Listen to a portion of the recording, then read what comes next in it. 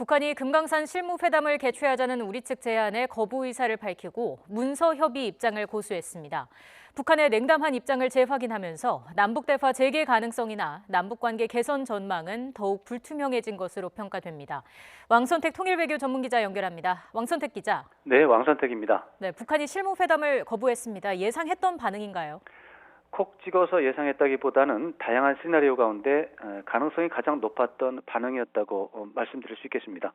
다만 실무회담을 북한이 거부한 이유에 대해서는 여전히 다양한 해석이 가능한 상황입니다. 첫째로는 북한이 남쪽에 대해서 최근에 불만을 아주 강하게 갖고 있기 때문에 남쪽과 대화를 무조건 거부하는 그런 상황이 있을 수 있고요. 둘째로는 처음부터 북한이 실무회담에 응하면 남측의 대화 전략에 빠져들 위험이 있다고 우려하는 그런 결과일 수도 있습니다. 세 번째로는 실무회담을 제안하면서 남측이 북한이 흥미를 보일 수 있는 유인책을 충분하게 제공하지 않았다. 이렇게 북한이 판단한 결과로 볼 수 있습니다. 첫 번째나 두 번째의 상황이면 북한은 내용과 관계없이 회담을 거부하는 그런 상황을 볼 수 있고요. 세 번째라면 남측의 제안 내용에 따라서 태도 변화가 가능하다고 말씀드릴 수 있겠습니다.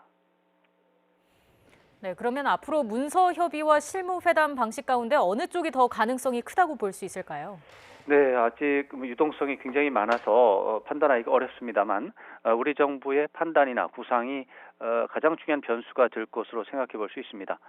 말씀드린 것처럼 시나리오가 한 3개 정도 있는데 그중에 세 번째, 즉 북한이 남측에서 제안하는 유인책에 대해서 관심이 있다면 우리 정부 제안 내용에 따라서 북한이 수용할 수 있는 가능성이 있습니다. 실무회담을요.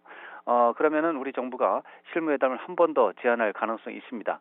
그렇지만 북한이 1번이나 2번의 입장을 취하고 있다면 실무회담을 우리가 제안을 한다고 해도 북한이 거절할 것입니다.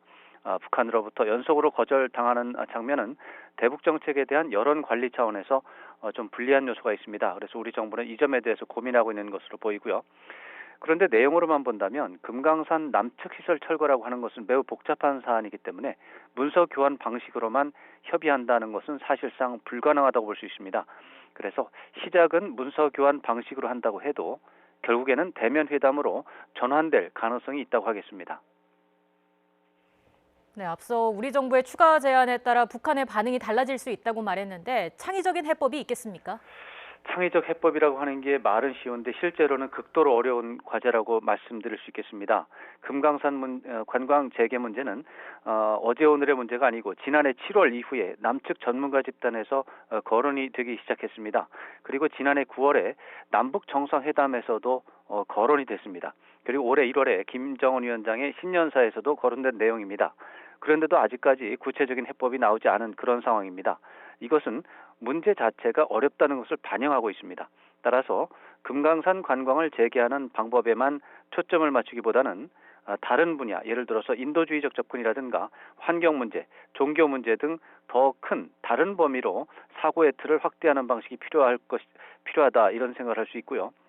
더 나아가서 기본으로 돌아가서 금강산 관광이나 개성공단 문제를 남북관계 개선에서 선결 과제로 규정하는 정책이 과연 효과적이었는지에 대해서 재검토해야 하는 그런 상황이 됐다. 이런 말씀을 드리고 싶습니다.